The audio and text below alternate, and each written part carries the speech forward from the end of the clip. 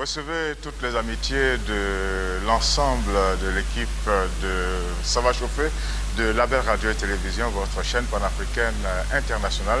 Merci beaucoup à vous d'être encore une fois des nôtres. Nous allons ensemble faire ce petit parcours, faire en sorte que ce bout de week-end reste gravé dans les esprits des uns et des autres. Nous allons commencer, vous le savez, avec le coronavirus. En tout cas, il n'y a que ça aujourd'hui dont on parle, le coronavirus par-ci, le coronavirus par-là. Dans pratiquement chaque pays, les artistes ont décidé de faire en sorte que les populations soient bien sensibilisées et les artistes, surtout musiciens, ont décidé de chanter contre le coronavirus et de faire en sorte que les uns et les autres acceptent de pratiquer ce que l'on appelle les mesures barrières. Aujourd'hui, nous allons démarrer avec le Bénin. Au Bénin se trouve un réseau des femmes artistes. Ces femmes ont décidé de sensibiliser tous les Béninois et toutes les Béninoises contre le coronavirus. Aux femmes du réseau des artistes du Bénin, en tout cas, elles nous ont permis de démarrer cette émission. Nous démarrons donc en prenant notre envol à partir du Bénin. Bonjour, la Georgette qui est sur le plateau aujourd'hui, c'est Zita Vomo. Comment ça va? Ça va très bien. Il faut que ça aille, justement pour affronter le coronavirus, il faut que ça aille bien. Il faut qu'on arrive à pratiquer les gestes barrières. Quel est celui qui vous fatigue le plus, Zita? Je crois que celui qui me fatigue le plus, c'est se laver les mains. Se laver les mains. Pourquoi? Bon, parce qu'on demande de se laver les mains. C'est la chose la plus simple, non? Oui, savon et eau, c'est tout. Mais le problème, c'est que le geste, il devient répétitif. Parce qu'on demande répétitif, toutes les 10, toutes les 15 minutes. Voilà, on demande de se laver les mains toutes les 10 minutes, toutes les 15 minutes. Et du coup, c'est fatigant. Et mais bon, il le faut bien. Les mains deviennent un peu... Voilà. Mais moi, celui qui me fatigue le plus, c'est le fameux masque. Parce que quand on respire, on reçoit de l'air chaud. Et puis, on ne sait plus à quoi on ressemble. Il faut porter le masque. En tout cas, ne vous en faites pas. Il faut pouvoir arriver à bout de ce coronavirus. Voilà. Il faut se laver les mains. Il faut porter le masque. Il faut, quand on éternue, éternuer dans le creux du coude. Voilà. Il faut tousser également dans le creux du coude. Et puis, il ne faut pas se coller. Voilà, il faut respecter au moins 1 mètre. Et 1 mètre même, moi je pense que c'est pas beaucoup. 1,50 m, 2 mètres, 3 mètres même. On s'entend, non, Vita? Exactement. Là, vous êtes à au moins 2 mètres de moi. Voilà. On s'entend. On s'entend. On s'entend très bien. N'est-ce pas? Exactement. OK. Et puis, il faut dire aussi qu'il y a des débats dans les cités, dans les chaumières, un peu partout au travail. Il y a des gens qui sont pour le confinement, d'autres sont anti-confinement. Il y en a qui sont pour le confinement partiel, d'autres pour le confinement total. En tout cas, ça fait débat et ça fait l'objet de notre premier sujet. Bien qu'étant le continent le moins touché par la pandémie du Covid-19, l'Afrique compte environ 34 901 cas confirmés de coronavirus et 1524 décès à ce jour. La propagation semble se poursuivre. Et pourtant, ils sont nombreux, les pays du continent qui songent déjà au déconfinement. 2 exemples au Gabon. Après la prorogation de 15 jours de l'état d'urgence, le gouvernement a annoncé ce 27 avril un déconfinement partiel du Grand Libreville et tout en renforçant les mesures de couvre-feu qui commencent désormais à 18h au lieu de 19h30. Ainsi, plusieurs secteurs d'activité comme les transports sont autorisés à réouvrir. Le Premier ministre gabonais, Julien Nkogé-Bekali, a reconnu que si le confinement total a permis de freiner la propagation de la pandémie, il fait cependant peser un risque de déstabilisation sociale. Au Nigeria, dans un contexte de tension sociale où la majorité de la population dépend de l'informel pour sa survie, le président Muhammadu Buhari a annoncé ce lundi soir dans une allocution télévisée un déconfinement progressif à partir du 4 mai. Les citoyens dans de nombreux pays n'y comprennent plus rien. Oui ou non, le confinement contribue-t-il à freiner la propagation du coronavirus? Si oui, pourquoi aller, semble-t-il, de façon précipitée au déconfinement alors que le nombre de cas confirmés continue de croître? Quels sont vos arguments et quelle est votre option? Confinement ou déconfinement? Échangez avec nous à partir du Gabon au 074 55 11 02 ou au plus 241 74 55 11 02 si vous êtes en dehors du Gabon. Voilà, à vos téléphones, mesdames et messieurs, si vous êtes avec nous ce matin, n'hésitez pas à prendre part à cette émission. Vous avez entendu le numéro de téléphone 074 55 11 02 si vous êtes au Gabon et plus 241 74 55 11 02 si vous intervenez à partir d'un pays en dehors du Gabon. Nous voulons vous entendre dans le débat qui a cours en ce moment. Confinement partiel, confinement progressif, confinement total, déconfinement. En tout cas, aujourd'hui, certains ne se retrouvent pas. Alors, nous, on a besoin de savoir ce que vous en pensez. Qu'est-ce que vous pensez qu'il faut faire exactement pour que l'on voit la courbe de la contamination décroître en Afrique? Quel est votre avis, Zita? Moi, je suis pour le confinement. Pour le confinement? Partiel. Partiel, c'est-à-dire?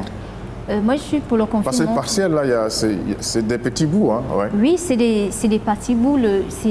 Il n'est pas total. Donc, c'est-à-dire que les gens ont la possibilité de pouvoir vaquer à leurs occupations, mais tout en respectant les mesures barrières, tout en respectant également les mesures de couvre-feu. Mais pendant ce temps, la contamination continue aussi. C'est vrai. Moi, je pense que si la contamination persiste, progresse, c'est parce que jusqu'à maintenant, les gens ne respectent pas toujours les mesures barrières et les mesures de distanciation. Les mesures barrières et les mesures de distanciation. Voilà. Mais il y en a qui ne respectent rien, il y en a qui n'y croient même pas jusqu'à présent. C'est là le véritable problème. Jusqu'à présent, malgré les décès, malgré tout ce qui se passe autour de nous, les gens ne croient toujours pas à l'existence du coronavirus sur le continent. Alors avec vous, on peut dire qu'on est d'accord avec le président du Bénin qui a décidé de ne pas aller au confinement. Il a dit que c'est un luxe pour le Bénin. Bon, je ne suis pas totalement... Pas totalement d'accord non plus. Je ne suis pas totalement d'accord avec lui. C'est là que des fois on se perd. Voilà, exactement. Je ne suis pas totalement d'accord avec lui parce que c'est vrai, l'Afrique, la majorité des populations africaines vivent du commerce informel. Donc, ce qui veut dire qu'on ne peut pas se permettre le luxe d'aller au confinement, d'où je parlais du confinement total. Oui. Mais, parce qu'il y a des gens qui mangent, qui dépensent ce qu'ils gagnent au jour le jour. Oui. Du coup, ils ne peuvent pas se permettre de rester à la maison indéfiniment. Parce qu'on ne sait pas quand est-ce la maladie disparaîtra. Comme on le dit que la maladie va finir. C'est pas très sûr que ça va disparaître. Hein? Bon, comme on le dit que... Bon, on essaye d'y croire que la maladie, mais elle ne disparaîtra pas aussi rapidement qu'elle est apparue. Donc du coup, moi je ne suis pas d'accord avec lui en disant qu'on ne peut pas se permettre le luxe du confinement. Oui, mais non, moi je suis contre le confinement total. Donc, Zita est pour le confinement partiel. Partiel. Alors dans partiel, on met quoi? Dans partiel, on met quoi? Donc partiel. C'est-à-dire que je crois qu'on va raccourcir les heures de travail. Ok. C'est-à-dire que... On fait un peu comme à Libreville, couvre-feu à partir de 18h. À partir de 18h. Et on arrête de travailler vers... 14h30. 14h. Exactement. Est-ce qu'on a même envie de travailler? C'est vrai qu'il y a certaines personnes qui vivent dans la psychose, qui n'ont même pas envie de sortir pour aller travailler, mais on n'a pas le choix. Il faut qu'on travaille, mais tout en respectant les mesures barrières, la distanciation sociale et tout ce qui va avec. Et se laver les mains. Les mains. On a vu des situations où il n'y a pas d'eau. Hein. Donc, c'est l'occasion, encore une fois, de lancer un appel pressant, urgent aux autorités. Faites en sorte que même les quartiers qui ne sont pas pourvus en eau, eh bien, ces quartiers disposent d'eau. Comment faire? Installer des fontaines, faire tourner des camions-citernes, en tout cas, faire en sorte que l'eau soit disponible, surtout en cette période, c'est très crucial. crucial. Je voudrais vous indiquer que, mesdames et messieurs, vous avez la possibilité de participer à cette émission. Vous devez le faire, nous le souhaitons en tout cas. N'oubliez pas notre numéro de téléphone 074 55 11 02 si vous êtes au Gabon et plus 241 74 55 11 02 si vous appelez du Bénin, de Côte d'Ivoire, du Sénégal, du Niger, du Nigeria, allons-y, du Congo, de la Tunisie, de l'Algérie. Voilà, de l'un des pays d'Afrique, nous attendons que vous réagissiez, disons, à ce débat, confinement ou pas confinement, confinement total ou confinement partiel. En tout cas, il y a aujourd'hui un grand débat, hein, même au plus haut sommet, concernant le confinement. Je voudrais vous indiquer que tout à l'heure, nous avons retrouvé une autre Georgette qui se trouve quelque part dans notre maison. C'est Axel, est en train de s'installer.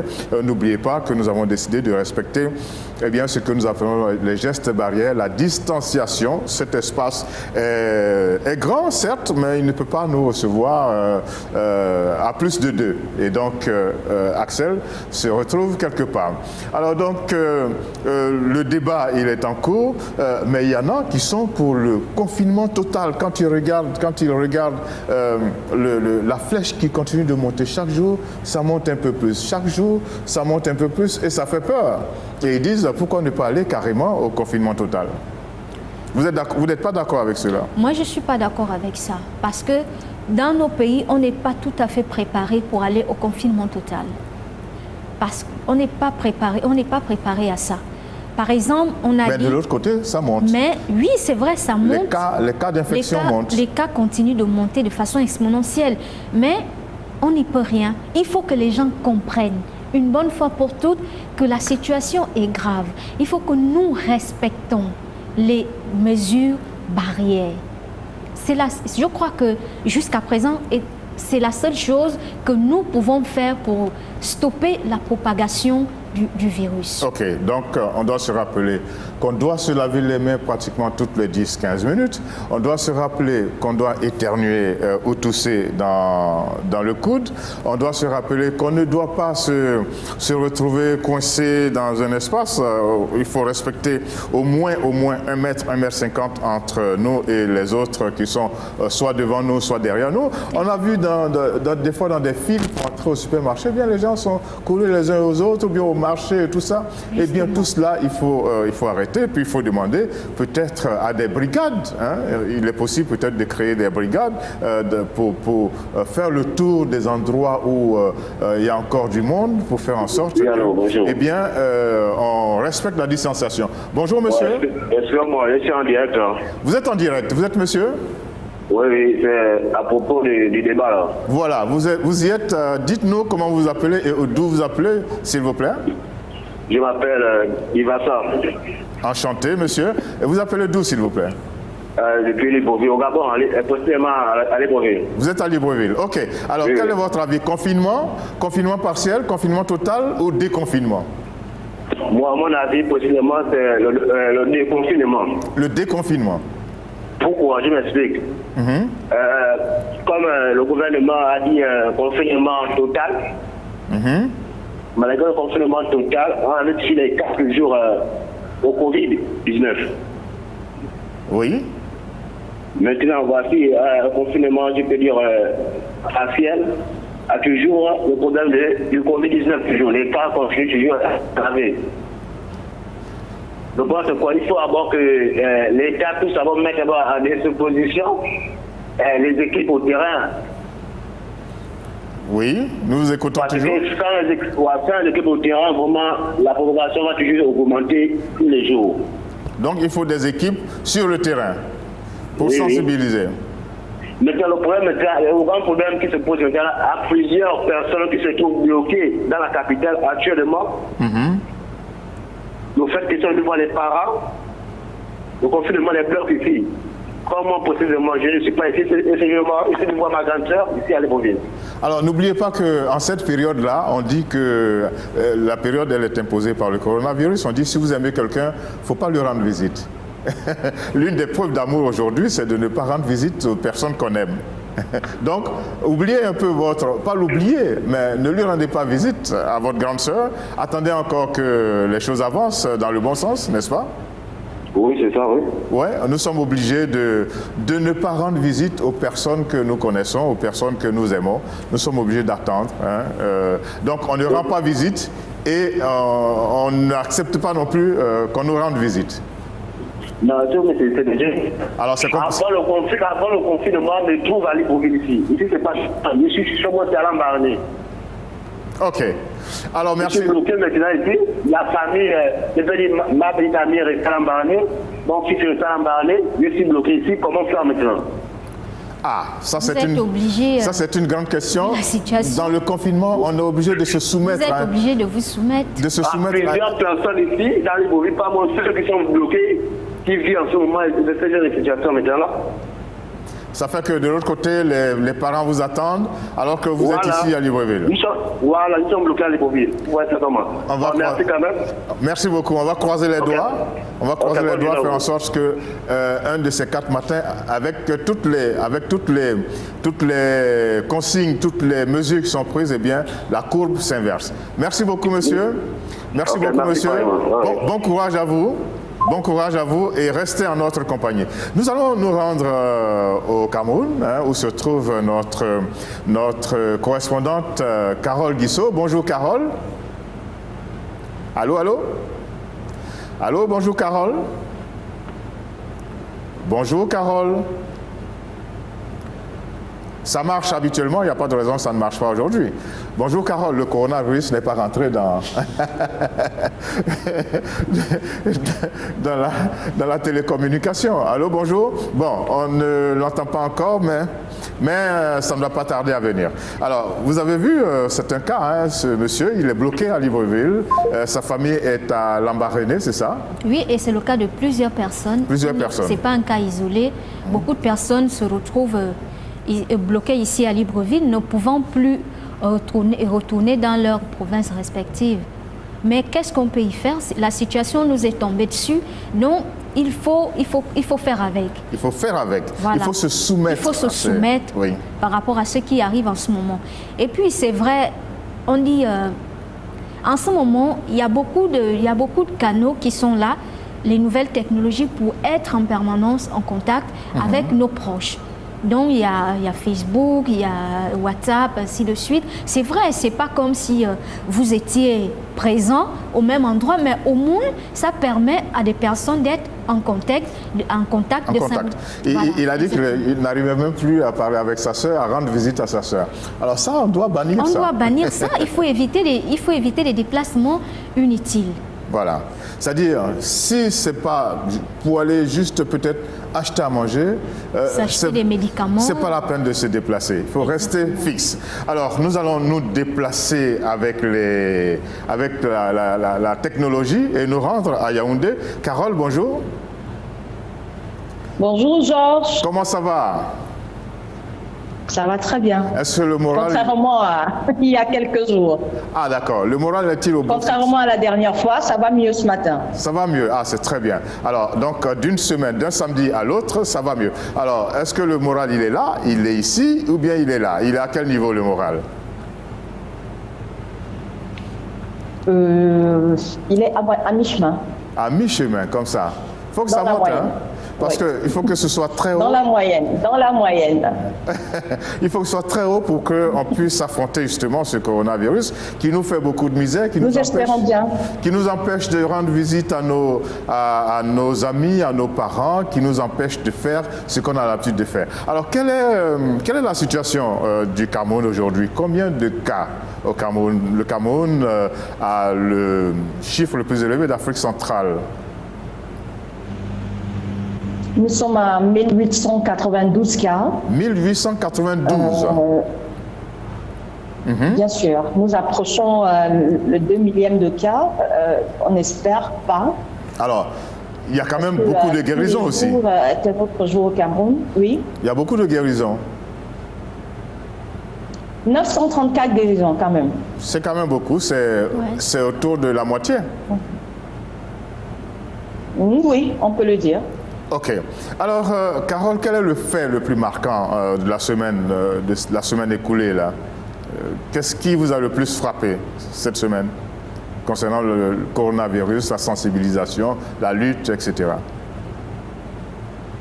Cette semaine, l'actualité a été marquée par la découverte d'une potion magique qui ne vient pas du gouvernement. Hein.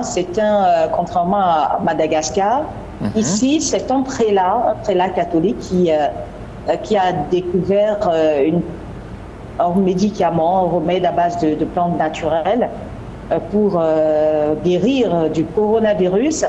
Au départ, il parlait bien de guérison, mais on ne sait pas s'il a eu des pressions gouvernementales ou alors de l'extérieur. Il s'est rebiffé, mais quelques jours plus tard, lorsque la faveur pour ce prélat catholique est montée sur les réseaux sociaux, eh bien, il est revenu sur sa première intention, déclarer que son médicament soignait du coronavirus en 3 jours. Alors, il faut dire que ce prélat... Ce prix-là, il avait l'habitude... Il s'appelle Samuel Cléda, c'est l'archevêque métropolitain de Douala et le président de la conférence épiscopale du Cameroun. Il est très habitué à la manipulation des potions, des plantes, etc. pour guérir certaines pathologies, n'est-ce pas? Bien sûr, il est très connu sur ce point-là. Il n'est pas que prélat, il est tradithérapeute, si on peut le dire, très fort dans la découverte des potions miracles.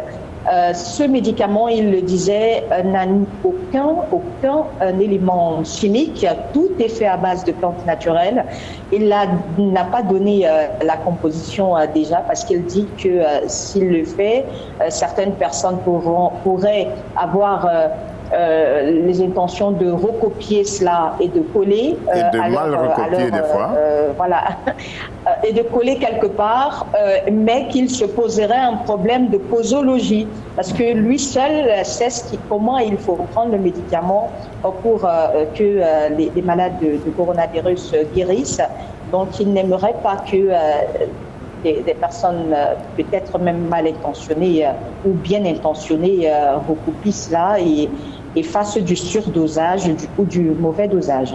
Carole, est-ce que l'État camerounais ou les grands scientifiques camerounais se sont rapprochés de ce prélat pour voir comment contribuer à valider, par exemple, si le remède qu'il a est bien solide, est bien ferme, contribuer à valider ce remède? Parce qu'aujourd'hui, pour qu'un médicament soit utilisé par le plus grand nombre, il faut bien suivre une certaine procédure.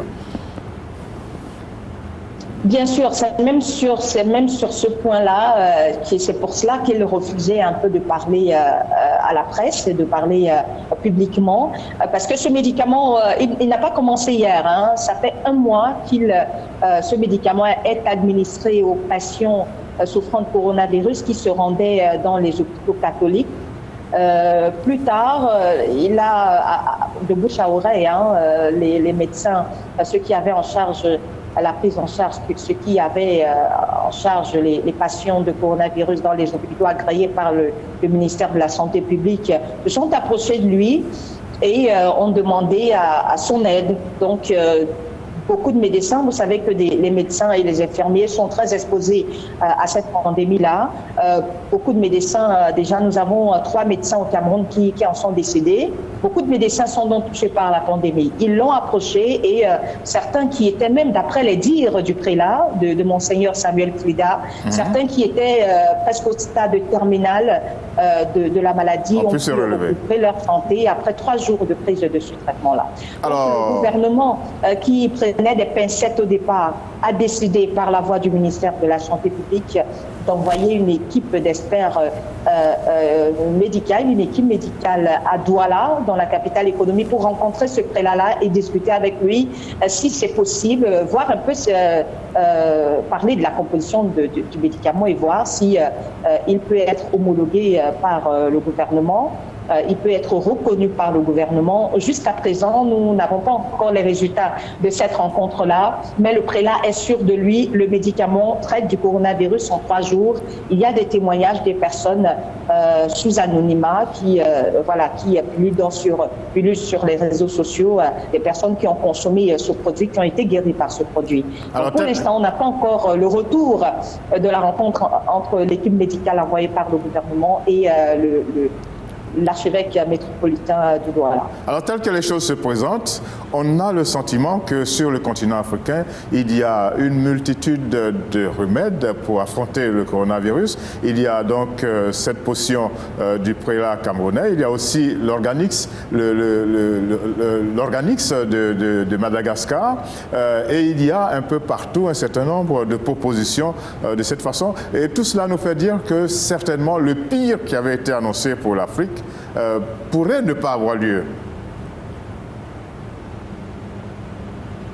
Carole est là ? Bien sûr, oui. Surtout que quand on regarde depuis que Madagascar utilise son médicament, on n'a encore enregistré aucun nouveau cas là-bas.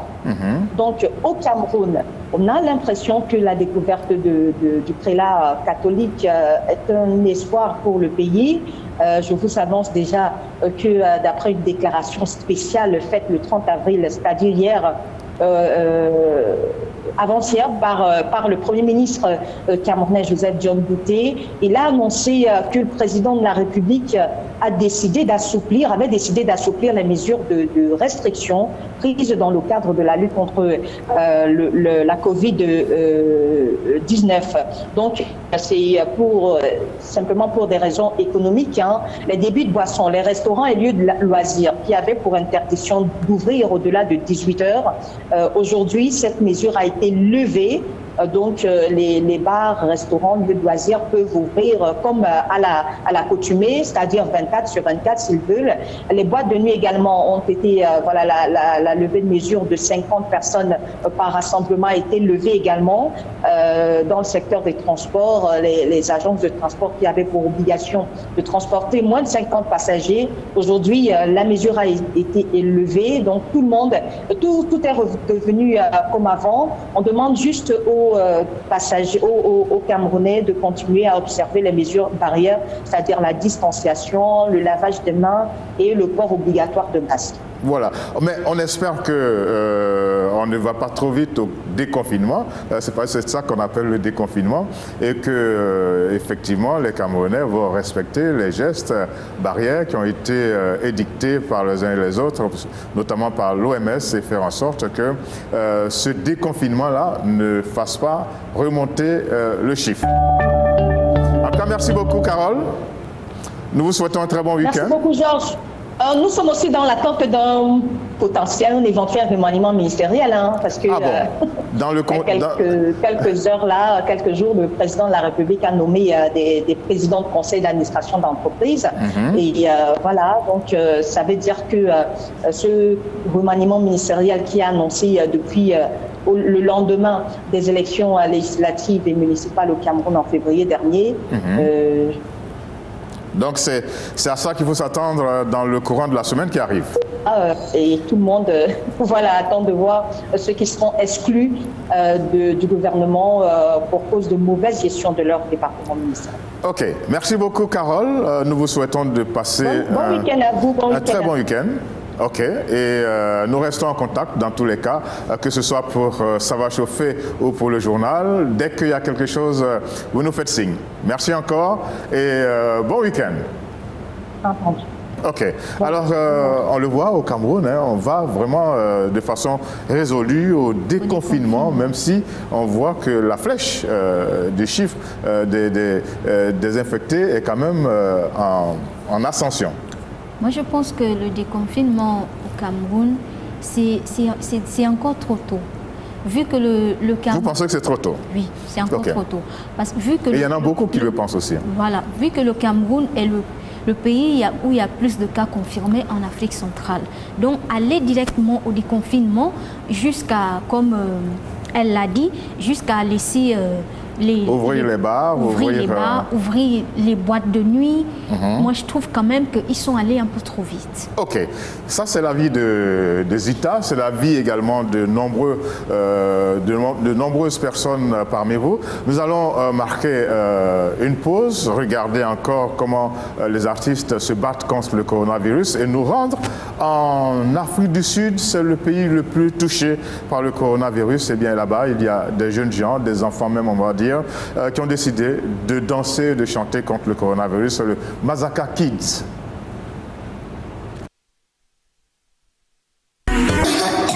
Voilà, des enfants d'Afrique du Sud, le pays le plus touché, avec plus de 5000 cas, des enfants donc qui ont décidé de se battre contre le coronavirus. Let's fight coronavirus, c'est ça. Oui, c'est un petit groupe des enfants abandonnés ou des enfants de la rue qui ont été accueillis qui ont été découverts par un chanteur ougandais et qui les a fait connaître au monde entier en postant régulièrement leurs vidéos sur YouTube. Ok, donc c'est bien noté, Mazaka Kids. Maintenant, nous allons retrouver Marie-Paul Redombina, son zigzag culturel, et bien pour nous faire le point, qu'est-ce qui se passe dans le monde des arts, dans le monde de la culture? Eh bien, on y va maintenant.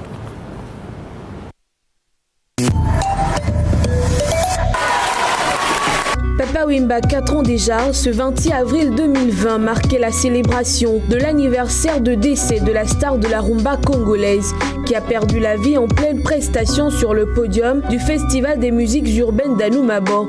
4 ans après la disparition du chef du village Molakai, l'émotion est toujours vive. Au terme des mesures prises à travers le monde pour lutter contre le coronavirus, il y a le confinement qui met un frein aux célébrations. Et puis malgré les mesures de confinement, ce 29 avril, la journée mondiale de la danse a été célébrée pas dans les salles, mais sur la toile où les férus du 6e art ont laissé libre cours à leur inspiration. Au nombre des célébrations, on peut citer la Journée internationale du jazz qui a été célébrée ce 30 avril. Pour l'occasion, les célébrations qui se déroulent chaque année au Cap, en Afrique du Sud, se sont déroulées virtuellement, y compris le traditionnel All-Star Global Concert animé par l'incontournable et ambassadeur de bonne volonté de l'UNESCO, Herbie Hancock. C'est en apprenant seul la batterie qu'il est devenu l'un des plus grands batteurs au monde. Tony Allen, pionnier de l'Afrobeat, est mort ce 30 avril 2020 à Paris.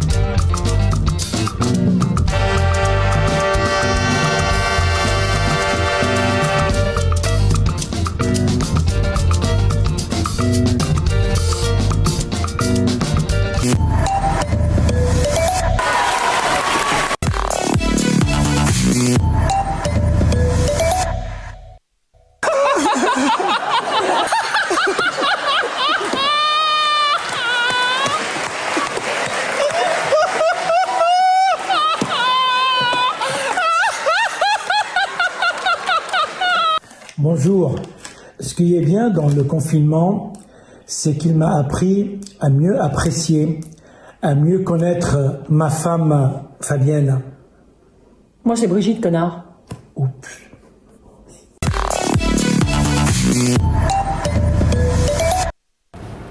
C'est terrible, hein, le confinement nous oblige à avoir un certain nombre, des fois, de trous de mémoire. Alors là, ce monsieur qui a oublié, le nom de sa femme, et puis ce petit garçon, ce bébé qui est en train de faire un grand écart, sans oublier les masques tout à fait originaux qu'on retrouve un peu partout, en tout cas. Eh bien, c'est la nouvelle vie, c'est ce que nous impose le coronavirus. Et dans le sujet de Marie-Paul Redombina, elle nous a rappelé qu'il y a 4 ans, Papa Wemba nous avait quittés. Le coronavirus a failli nous faire oublier cela. Donc, ce qu'on va faire, Zita, on va proposer à nos amis qui sont avec nous, en tout cas de la très bonne musique. Vous savez que Papa Wemba, eh bien, il a signé de nombreux albums, de nombreuses belles compositions.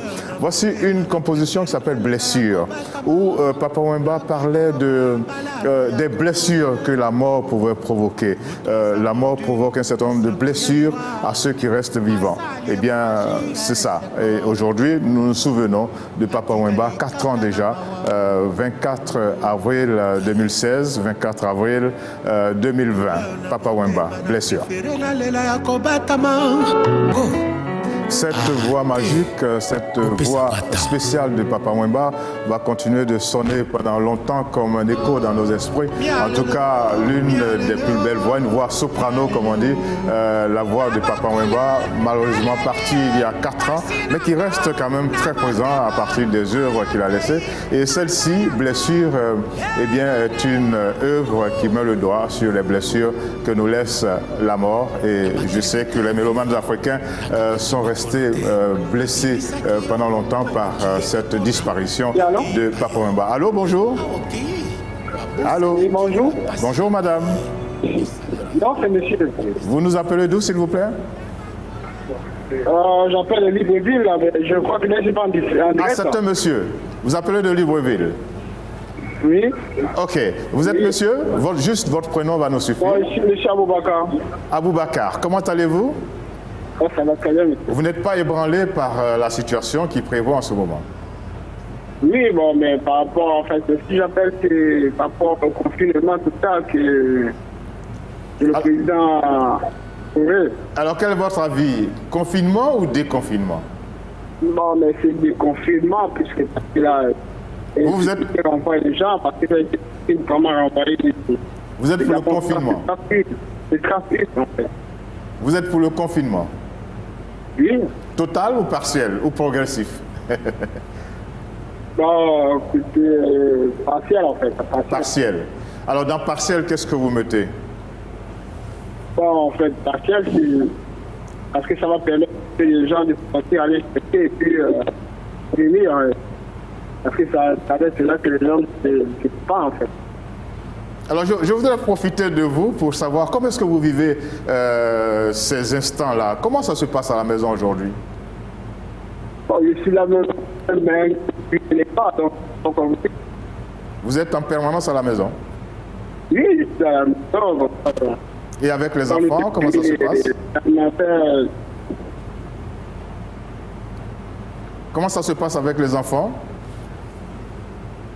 Allô? Je suis à la maison comme ça avec les enfants. Ah, il paraît qu'il faut vraiment garnir le réfrigérateur parce que quand tout le monde est comme ça en place à la maison, eh bien, on y va, hein, on mange tout ce qu'il y a. Hein. Mais c'est pas tout le monde qui a le réfrigérateur, monsieur. D'accord. Est-ce que vous continuez d'aller au travail? Je vous dis quand j'ai été victime, on m'a envoyé à... Ah.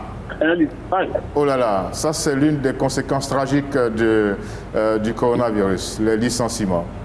Mais nous on croise toujours les doigts, hein. On espère que l'Afrique ne va pas aller au pire comme ça avait été prévu et on espère que nous allons réussir à vaincre le coronavirus avec la solidarité, avec le respect des gestes barrières. Nous espérons pouvoir vaincre le coronavirus et retrouver une vie normale et dans cette vie normale, faire en sorte que vous retrouviez votre emploi. C'est ce que nous vous souhaitons. En effet, monsieur. Merci beaucoup. Merci beaucoup. Que je pourrais dire du courage dans ce que vous faites. En fait, ok. Tout le monde, tout le monde haut les cœurs et courage à tout le monde. On espère que ça va aller, n'est-ce pas? Ça donne un peu la chair de poule quand on entend comme ça qu'on a perdu son emploi. Hein. Effectivement. Quand on perd son emploi, c'est difficile.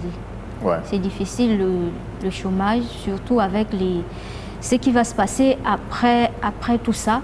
Il y aura l'économie des pays. Ça va être dur, la reprise. La reprise sera bon, très pour le moment, difficile. essayons de rester vivants. Mais du courage et foi Ok. Foi et courage, c'est ce que vous dit une de nos Georgettes. Il y en a une autre qui est bien positionnée. Axel, bonjour. Bonjour. Comment ça va? Ça va très bien. Bonjour très bien. Tout le monde. Vous êtes où dans la maison? Parce que la maison est grande, hein? 5 étages. Non, quelque part dans la région. Vous êtes quelque part? Oui. Bon, il était difficile que vous soyez avec nous sur ce plateau. Pourquoi? Parce qu'il ne faut pas qu'on soit dans la promiscuité. Le coronavirus, il adore ça. Alors donc, nous, on fait ce qu'il n'aime pas. Donc, vous êtes quelque part. Alors, qu'est-ce que vous pensez de ce que vient de dire notre cher ami, ce qui vient d'appeler, il a perdu son emploi. C'est dur, ce qui arrive aujourd'hui. Non seulement il y a la maladie, mais il y a tous les effets, toutes les conséquences au niveau social. Malheureusement, oui, ça fait partie des conséquences. Il y a beaucoup d'entreprises qui sont obligées de fermer parce qu'elles ne peuvent pas subir, en fait, elles ne veulent pas subir les effets du coronavirus. Et les gens perdent leur emploi. On espère que ces personnes trouveront un autre emploi, mais il faut aussi penser que c'est mieux d'être sans emploi que d'être mort. Et j'ai envie aussi de vous demander, vous êtes pour ou contre le déconfinement? Pour ou contre le déconfinement, bien pour ou contre le confinement, ou bien vous êtes pour le confinement total, confinement partiel, confinement progressif, quelle est votre position? Parce qu'aujourd'hui, il y a un grand débat partout. Je suis contre le déconfinement en ce moment. Vous êtes contre le déconfinement? Oui, je suis contre le déconfinement. Pour moi, c'est le confinement total qu'il faut encore appliquer en ce moment. Parce qu'il y a trop de malades. Il y a toujours trop de malades pour passer au déconfinement. Et le déconfinement partiel, en fait, je pense qu'il n'est pas suffisant. Parce que apparemment, les mesures barrières ne sont pas réellement appliquées. Un exemple simple, tous nous prenons les transports en commun et je ne pense pas que les conducteurs s'assurent que leur voiture soit désinfectée, par exemple, avant qu'un autre passager n'y entre. Quand les gens prennent les bus, il y a beaucoup de bousculades. Donc, bien sûr, on ne respecte pas les mesures de distanciation, etc., etc. Donc, pour moi, c'est le confinement total, bien sûr, en respectant, avec des mesures d'accompagnement. OK. Merci beaucoup, Axel. On vous retrouve tout à l'heure.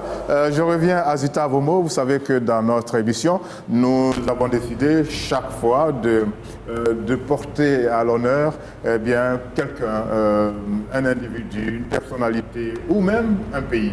Aujourd'hui, c'est un pays. Aujourd'hui, nous mettons à l'honneur un pays, la Mauritanie. La Mauritanie. Exactement. Vous savez que la Mauritanie est le pays qui a réussi à maîtriser, on va dire, le coronavirus, même si hier, il y a un cas qui est apparu comme ça et qui a créé une sorte de zizanie, mais on sait que ce pays a une grande maîtrise de la situation. Méritocratie aujourd'hui, la Mauritanie.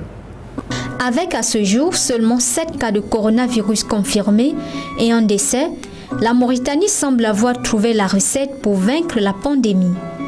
Ce faible taux de contamination est probablement dû au plan de riposte mis en place par les autorités dès que le premier cas confirmé a été signalé le 13 mars.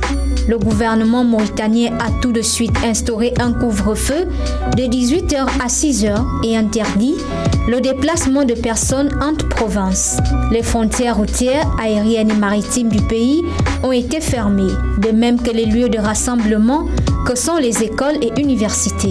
Les grands marchés, les restaurants et cafés, dans un pays où pourtant les interactions sociales sont très importantes. Des centres d'appel gratuits ont été ouverts pour donner des réponses aux interrogations de la population. Un dépistage des personnes en quarantaine a été mis en place et les textes ont été élargis à tous les wilayas, c'est-à-dire les préfectures.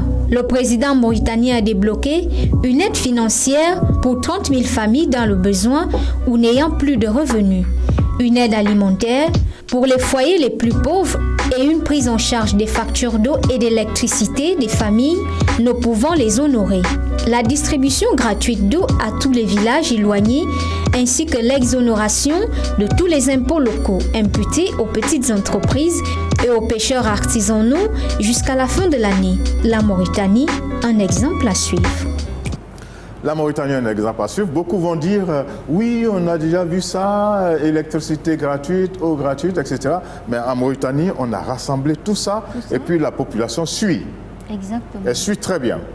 Voilà, la population est exemplaire en Mauritanie et cela doit être de mise dans pratiquement tous les pays africains. Nous avons décidé de saluer la Mauritanie, seulement 8 cas maintenant, c'est très important. Depuis le 13 mars, eh bien, la Mauritanie, chapeau, il va falloir que la Côte d'Ivoire, le Sénégal, le Bénin, le Nigeria, le Gabon, le Congo, la RDC, etc., il faut que tout le monde essaie de faire comme en Mauritanie, en plus des mesures barrières, en plus des décisions qui ont été prises par les autorités, eh bien, la population suit. Et nous avons choisi un duo qui s'appelle Mouna Dendeni et Maxime Dadi pour saluer justement cette performance de la Mauritanie.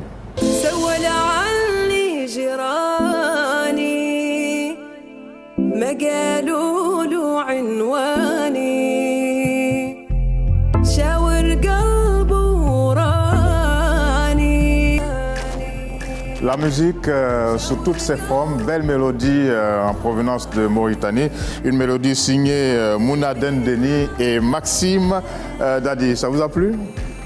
Oui, ça nous remet un peu... Une très belle mélodie. Belle mélodie, ça nous remet dans la concentration. Voilà. Oui. Et surtout dans le contexte actuel où il ne faut pas, faut pas se laisser aller. Voilà, il ne faut pas se laisser aller. Allô, bonjour monsieur. Allô. Bonjour monsieur. Comment allez-vous, monsieur? Ça va bien.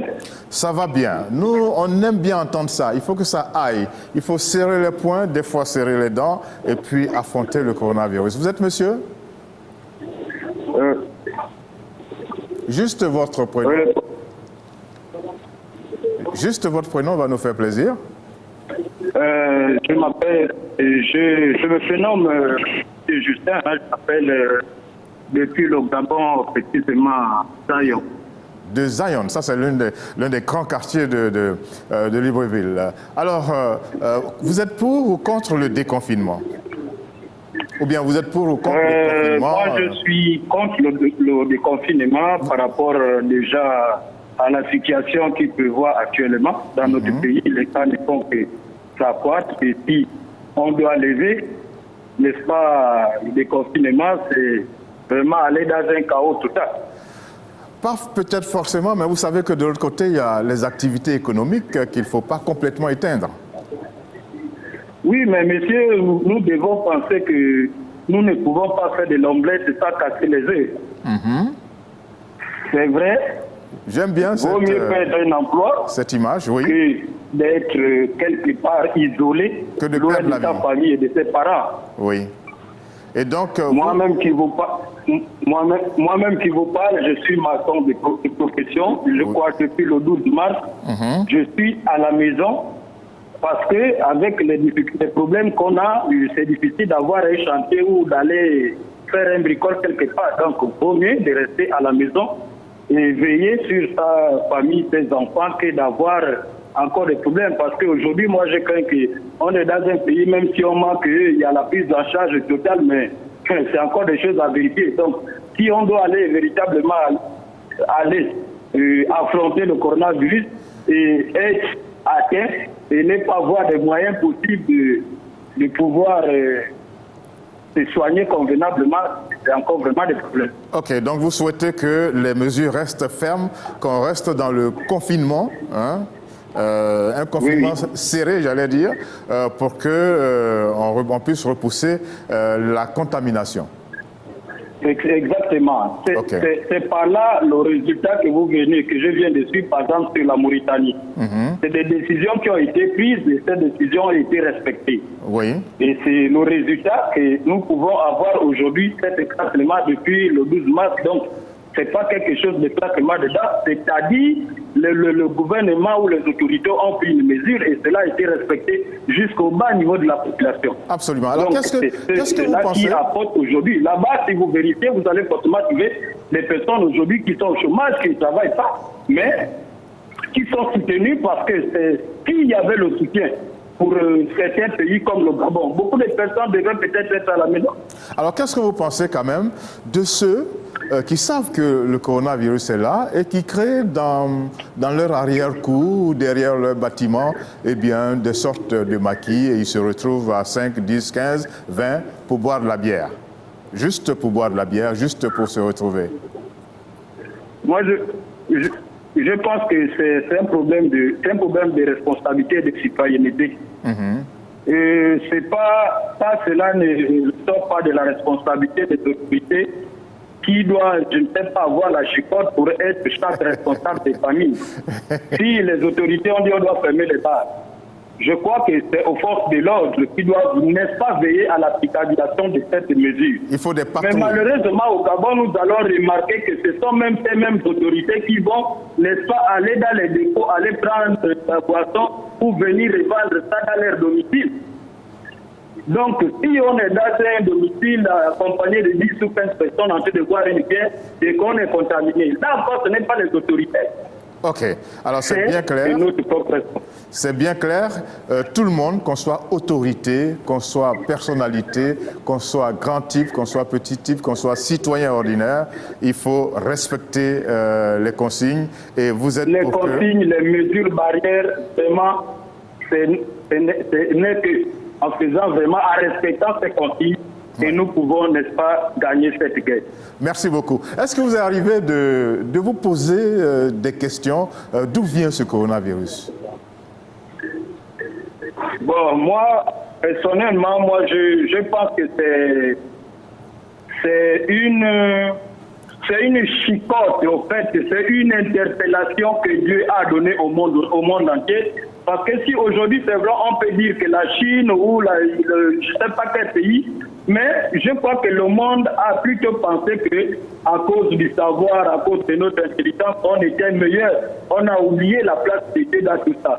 Mais Dieu a démontré à cause de sa souveraineté pour ne pas mettre un tout petit virus qui vient ne pas mettre un chaos total au monde entier. Donc, du coup, moi, je n'accuse aucun pays. Moi, je pense que là, c'est Dieu qui attire, n'est-ce pas, l'attention du monde entier pour dire attention, quel que soit votre degré, n'est-ce pas, de savoir dans les recherches et tout, mais je suis là, il faut tout simplement que nous redonnons à Dieu la place qu'il lui faut. Ok, merci beaucoup, c'est votre avis, nous le tenons, nous le notons. Merci beaucoup d'avoir eu la possibilité d'intervenir dans cette émission. Il y en a d'autres qui vont le faire. Merci beaucoup, nous vous souhaitons un très bon week-end. Vous êtes à la maison, restez à la maison, ne bougez pas. Je suis à la maison. Merci beaucoup. Alors, on va retrouver pas Zita, mais Axel. Axel est toujours là. Axel est toujours présente. Est-ce que, Axel, il vous est arrivé de vous poser la question de savoir quelles sont les origines de ce virus? Il y a évidemment beaucoup de spéculations. Il y a des gens qui parlent de la Chine, que le virus est apparu en Chine par rapport à des manipulations génétiques. J'ai aussi lu un papier qui accusait Bill Gates. En fait, parce qu'il y a quelques années, il parlait de la croissance de la population et qu'en fait, dans le monde, il y avait trop de personnes et qu'il fallait réduire le nombre d'êtres humains. Et donc, on l'accusait d'avoir créé le virus, en fait. Et il y a aussi ceux qui parlent de la nature, du pangolin et de la chauve-souris. Donc, il y a beaucoup de spéculations. On ne sait pas vraiment. Ce qui est sûr, c'est que le virus est bien là. Il y a toutes sortes de versions, c'est vrai, le virus est bien là, mais il y a un monsieur, le président du plus grand pays de cet univers, lui, il croit dur comme fer que ce virus a été fabriqué par les Chinois. Le président américain Donald Trump s'en est une nouvelle fois pris à la Chine, affirmant jeudi dernier être prêt à prendre des mesures restrictives à l'encontre de Pékin, qu'il accuse d'être responsable de cette crise sanitaire. Selon le président américain, le Covid-19 proviendrait bien d'un laboratoire chinois situé à Wuhan. Et toujours selon lui, la Chine manquerait de transparence et continuerait de cacher certaines informations importantes. À ses yeux, le virus aurait pu être contenu relativement facilement, mais le pouvoir en place aurait décidé de ne rien dire afin de ne pas impacter sa réputation. Le président Trump, lui, affirme disposer de preuves de ce qu'il avance, sans préciser toutefois lesquelles.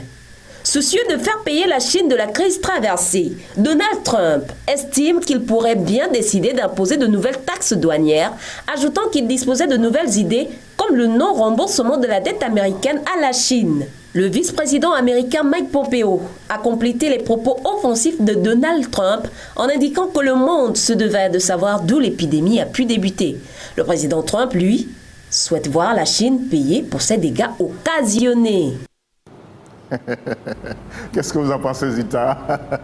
Bon, moi je pense que il y va un peu fort, hein, non, le président américain? Encore que ça ne m'étonne pas, comme d'habitude. Lui, il est toujours excessif. Depuis qu'il est là, la semaine dernière, il disait qu'il fallait avaler des détergents, tout ça. Voilà.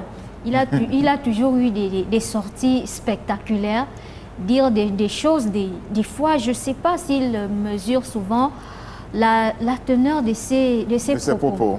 Maintenant, en ce qui concerne le fait qu'il affirme que la Chine a caché des informations au monde, vous pensez que ce n'est pas faux? C'est pas faux, c'est peut-être vrai. Sur le nombre, par exemple, d'infectés, de décédés? Sur le nombre d'infectés et sur le nombre de décès. Pourquoi? Parce que la Chine, c'est d'abord un pays fermé. Et il y a beaucoup de restrictions en Chine en matière de communication.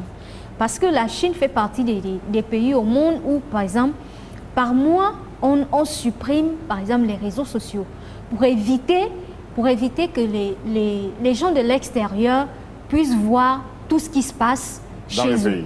Donc moi, je me suis dit, mais quelque part aussi, s'ils l'ont fait, c'est peut-être parce qu'ils croyaient qu'ils pouvaient maîtriser la chose. Vous dites quoi, s'ils l'ont fait? Oui, bon, parce que les Chinois continuent de dire, et beaucoup de scientifiques également, et même le service des renseignements américains, tout le monde dit que c'est un virus naturel. Voilà. Parce que moi, je ne suis pas sûre, je n'ai pas de preuves qui attestent que vraiment les Chinois ont caché les informations. Moi, je me dis que s'ils l'ont fait, c'est parce qu'ils se sont dit qu'ils peuvent maîtriser. Ils peuvent maîtriser l'épidémie au niveau de leur pays. Mais au finish, le virus les a échappés. Et maintenant, personne ne maîtrise rien du tout. Personne ne maîtrise rien du tout. Et maintenant, le monde entier se retrouve confronté à cela. Et M. Donald Trump, lui, il ne parle pas de coronavirus, il dit le virus chinois. OK. Alors, Axel, est-ce que c'est votre avis? Quel est votre avis sur la question? Est-ce que vous êtes d'accord ou non avec Donald Trump? Non, je ne suis pas d'accord avec Donald Trump. Je ne pense pas non plus que ce soit la nature. Je pense que c'est la manipulation de l'homme, en fait. C'est peut-être une sorte de guerre biologique. C'est ce que je pense. Parce que, bon, le fait de la rapidité avec laquelle la maladie se répand, le nombre de morts et beaucoup de débats sur la population qui ne fait que croître, je pense que c'est une arme biologique, mais je ne peux pointer aucun pays du doigt. Ah bon? Alors si d'aventure ça, c'est reconnu, hein, on ne sait pas si c'est vrai, mais en tout cas Donald Trump y parle, si d'aventure il est reconnu que c'est la Chine, qu'est-ce qui va se passer? Eh bien, je pense juste qu'on va trouver le remède et que c'est tout en fait. On va faire beaucoup plus attention aux produits qui viennent de la Chine, étant donné qu'il y a beaucoup de partenariats, par exemple, entre les pays africains et les pays chinois. Donc, je pense qu'on va faire beaucoup plus attention à la Chine, rien d'autre. D'accord. Alors, il se trouve que, comme je le disais tout à l'heure, des scientifiques, les services de renseignement même américains ont confirmé que c'est un virus naturel et donc il n'a pas été créé. Bon, on attend encore, on va laisser encore passer le temps et on verra bien. Dans tous les cas, Donald Trump, lui, il ne démord pas. Et nous revenons au Gabon pour proposer de la musique, comme on le dit, dans tous les pays. Les artistes se réveillent et de sensibiliser les uns et les autres. Et la sensibilisation, c'est un élément très fort, très important dans la lutte contre le coronavirus. Et ici au Gabon, il y a un trio, Tris, Créole et... Mexical Flow. Voilà. Vous avez dit? Lexical Flow. Lexical Flow, voilà. C'est ce trio-là que nous avons choisi maintenant pour vous faire plaisir, mais en même temps pour que chacun de nous garde bien en tête qu'il faut faire très attention au coronavirus. Voilà, Zita, c'est pas le moment de jouer les kinda. Ça veut dire quoi? Ça, c'est le langage populaire au Gabon. Oui, c'est le l'argot au Gabon. Ça veut dire soit pas kinda. Ça veut dire on ne joue pas les durs. C'est pas le moment de jouer les durs. C'est pas le moment de jouer les durs. De celui qui sait tout, il faut juste se soumettre. Voilà. Donc, il faut se soumettre aux règles.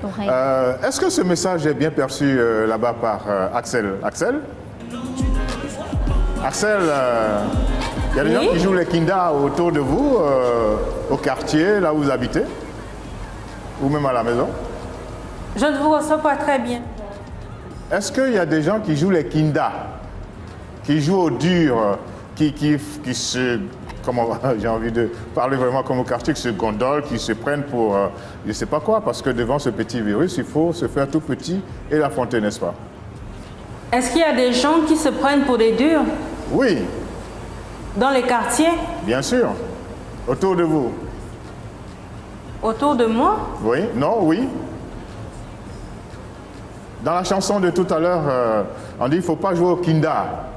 C'est une expression bien gabonaise. Vous ne la connaissez pas? Bon, ok, on la prend tous ensemble. Bon, notre émission tire à sa fin. Qu'est-ce que vous souhaitez pour la semaine qui arrive, là, Axel? Qu'est-ce que je souhaite, c'est en fait que les États prennent le coronavirus beaucoup plus au sérieux, qu'on s'assure que tout le monde a tout le matériel qu'il faut. Parce qu'on a vu à la télé des dons qui ont été faits ici et là, mais il y a toujours des gens qui n'ont rien du tout. Il y a toujours des gens qui n'ont rien reçu. Évidemment, qui n'ont pas assez d'argent pour s'acheter les équipements médicaux adéquats en fait. Que les gestes barrières, qu'on soit sûr qu'ils sont respectés, etc., etc. Parce que c'est bien beau de parler et de passer à la télé, mais il faut aussi que tout ceci soit respecté en fait. Il faut être dans les actes. Vous pensez à quelqu'un de particulier? Avez-vous envie de saluer quelqu'un en particulier? Bon, saluer toutes les personnes qui se battent en ce moment, c'est-à-dire le corps médical, la sécurité, en fait toutes les personnes qui font en sorte d'éradiquer le virus. Oh. On est reconnaissant pour tous vos efforts et nous sommes avec vous en fait. Merci beaucoup Axel, nous vous souhaitons un très bon week-end. Nous savons que vous êtes à la tâche, vous êtes au travail. À la Belle Radio et Télévision, on travaille dans le télétravail. Eh bien, ça marche bien. Eh bien, nous vous souhaitons un très bon week-end et bon travail. Zita? Pareil pour moi, je souhaite que les gens continuent vraiment à croire et à respecter les mesures barrières. Ça existe bien. Pour qu'ils sachent que la maladie est là. Nous devons vivre avec ce qui se passe actuellement, mais si nous voulons vaincre vraiment la maladie, il faut que nous respections les mesures barrières et aussi du courage à toutes les personnes qui se mobilisent de près ou de loin pour la lutte, pour éradiquer définitivement cette pandémie. Merci beaucoup. Je salue tout le monde, tous ceux qui ont perdu un emploi, comme notre ami qui nous a appelé. Nous vous souhaitons beaucoup de courage et souhaitons que quand le coronavirus sera vaincu, vous retrouverez un emploi peut-être beaucoup plus intéressant que celui que vous venez de perdre.